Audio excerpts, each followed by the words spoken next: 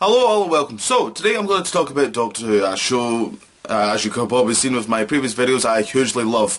And today that's what I'm going to be talking about, specifically my top 10 episodes that I love. And first of all, I just want to say that it is going to be 2005 onwards. I probably will do the classic ones at one point in time, but this is just focusing on 2005 onwards, just for me, because truth be told, it's the ones that I've seen the most of. I think it'd be very unfair because I've not seen every episode of the classic series. It's not really fair to that. So, yeah, it's just pure and simply the episodes that I love that I will be talking about today. So let's begin, shall we, on my top 10 Doctor Who episodes. Number 10, The Empty Child, The Doctor Dances. Yeah, I'm a little bit cheating here. I'm actually doing a two-parter by rights, but I can't help it. It's a little bit kind of hard at times. But yeah, I just from series 1, this is from, and I can't convey how much I really quite adored this episode when it first appeared. It's creepy, it's scary, it's just like, you know, the child or the mummy and all that kind of stuff that everyone knows that line. And I also think at this kind of point in the series, Christopher Eccleston especially, is really damn good as the Doctor, and it just tells you more why it's a shame he didn't do more. Number 9, Listen. For me, probably the only great episode from Series A. I'm not huge about Series A, but this episode in general, I just, again, I love because I do quite like with Stephen Moffat's scripts where he's so good at writing atmosphere, and this is probably the best episode ever, actually, about atmosphere in the whole of Doctor Who, because it's designed around atmosphere, really. And I think that's why I really enjoy it, because by rights it's not really a monster. There kind of is, but there kind of isn't, and at this point, I'm really liking Capaldi, because this was the episode where he does his own kind of monologues now, and he's just perfect at it. Number 8, A Good Man Goes to War. This was the big Series 6 mid-series finale that they had, which was very Americanised, that was. But, you know, for me, it's a very, almost a mini-movie of Star Wars for me, and it's just got this real epic feel to it. It's got that great cliffhanger about River Song. And also we bring in a lot of the kind of aliens, because it was supposed to be originally that Captain Jack Harkness was going to appear in this episode, but he was actually from Torchwood Miracle Day at the time. But we've got these other characters which end up being characters that we've seen now in the future in many episodes, which was great. But yeah, I just love the kind of feel. It's got a right good, almost a big movie kind of feel to the episode. I just love it. Number 7, Heaven Sent. Now, if you told me that, there's going to be an episode where it's just going to be one actor and with a monster as well in it, I'd probably be thinking that sounds like the worst Doctor episode ever. But it actually turned out to be pretty damn amazing, because I think this also kind of goes on Peter Capaldi's shoulders and the type of actor that he is and that he can do sort of this thing. Because my favourite Doctor is Matt Smith, but I don't think he could have pulled this off. Same with Tennant and maybe Eccleston, I don't know. But I think just simply because the years Capaldi has had in acting, I think he was managed to pull this off. And it's heartbreaking at times, and it's horrible and it's sad, but it still manages to keep moving forward. It wasn't because I was kind of worried a little bit it was going to be kind of slow a bit, but actually ended up being really great for me. Number 6, The 11th Hour. Yeah, as I just said, Matt Smith is my favourite Doctor, and I also think this is probably one of the best regeneration episodes of coming a new Doctor. I think it's just. It's quick, it's sharp, it's a great way to showcase the 11th Doctor as well, showing that, okay, this one's a little bit weirder and a bit madder than the previous one. And I just love the storytelling of it, and I love the whole actually series. Series 5 is my favourite series, because I like the whole kind of fairy tale aspect Series 5 has, and 11th Hour kicks that off.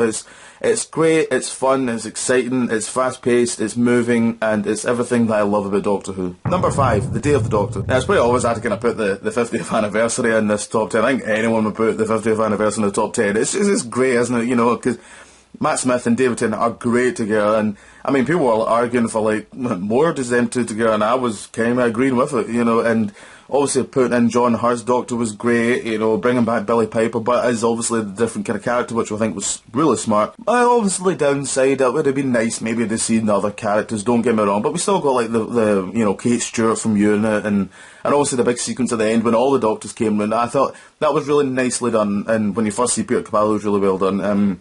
But yeah, it's overall, for a Doctor Who fan, it's obviously one of those episodes where you kind of just constantly have the geek-gasms through the whole episode, really. Number 4, Blink. Yes, I'm a really predictable one here. I'm putting Blink in this one, but I can't help it. It's great, you know.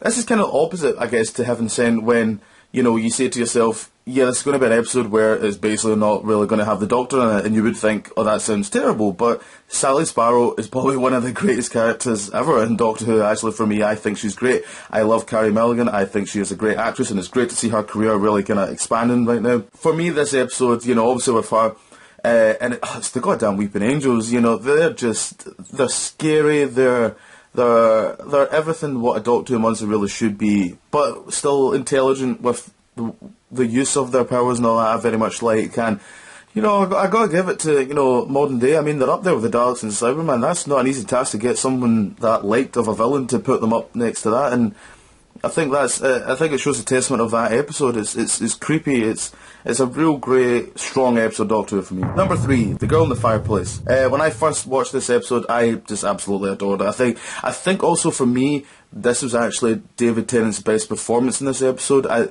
don't know if it's because, like, I know, like, behind the scenes, like, himself and the actress that played Madame de Pompadour actually ended up going out with each other. So, yeah, literally kind of seeing them they are actually kind of falling in love a little bit on screen.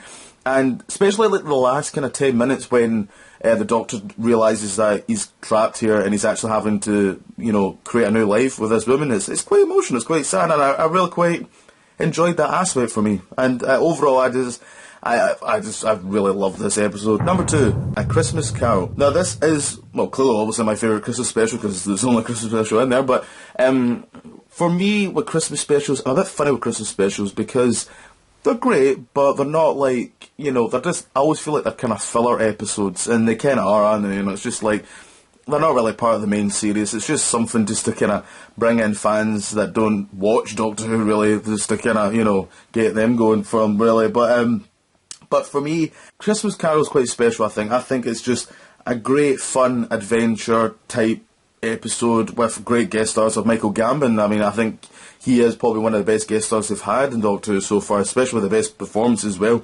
as a best arc they had in the episode. I love him. I love how weird Matt is. I think he's just spectacular.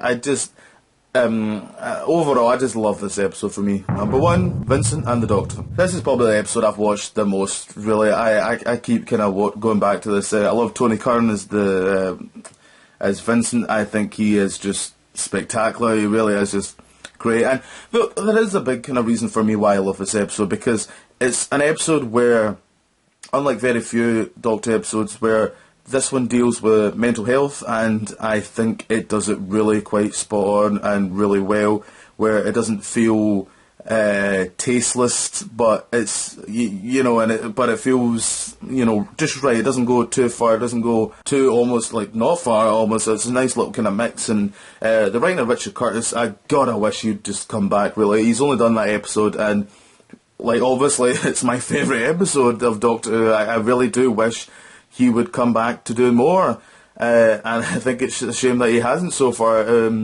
Well, maybe that would maybe spoil it, because I guess with Neil Gaiman, I guess what happened with him was a bit of a downbeat, I guess. But overall, yeah, I love everything about this episode. You know, it's not about a typical Doctor episode where it's more about the monster. It's about this guy and his health, really, and trying to help. That's what the Doctor's trying to do here. You know, he's trying to help, and that sequence at the end when he sees his work and all that is so beautiful, really. And also the Bill Nye as well. It's great for me. I just love it. So that's my picks of top 10 Doctor Who episodes. What did you think? Comment down below. Did you like my list? What's your list? Tell me what your favourite Doctor Who episodes are. I'd love to know. Comment down below. More videos in the future. So until then, see you later.